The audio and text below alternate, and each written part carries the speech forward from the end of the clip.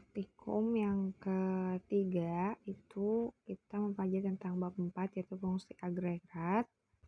Nah, di situ saya menulis insert into buku values. Nah, karena yang sebelumnya itu tabel buku telah dihapus, maka yang ini itu dilakukan pengisian dari dahulu.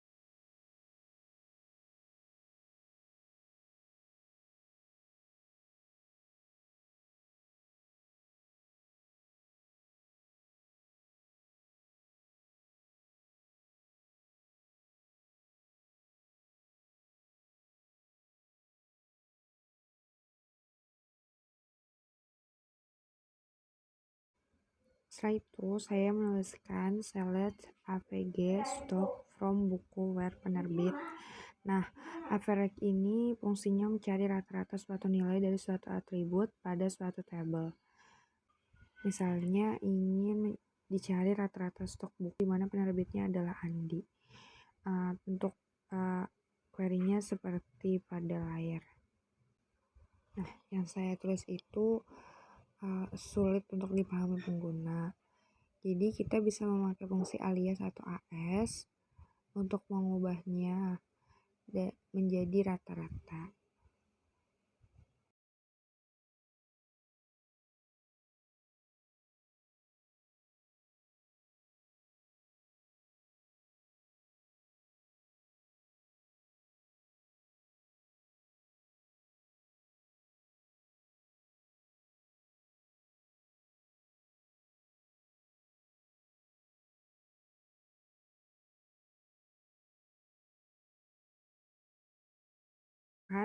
Fungsi alias atau AS ini dapat membuat atribut menjadi spasi. Setelah itu, fungsi minimum. Fungsi minimum ini digunakan untuk mencari nilai paling kecil dari suatu atribut pada suatu tabel. Misalnya ingin dicari stok paling minimum dari tabel buku. Setelah itu, fungsi maksimum. Nah, fungsi maksimum ini digunakan untuk mencari nilai paling besar atau tinggi dari suatu atribut pada suatu tabel. Penulisan query-nya itu select, max, lalu query yang kita ingin masukkan alias tahun terbaru from buku.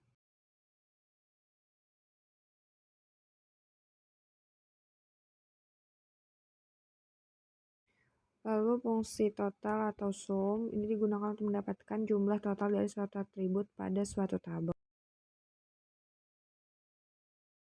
Setelah itu ada fungsi count. Nah, digunakan untuk mendapatkan banyaknya data dari suatu tabel.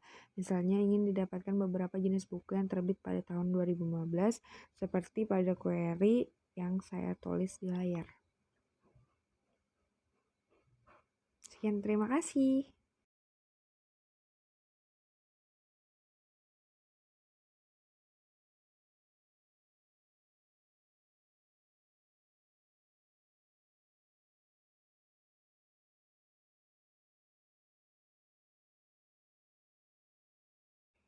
Setelah itu delete. Nah, delete ini digunakan untuk menghapus data dari suatu tabel. Sama seperti update, query delete ini juga dapat dilakukan berdasarkan atribut tertentu.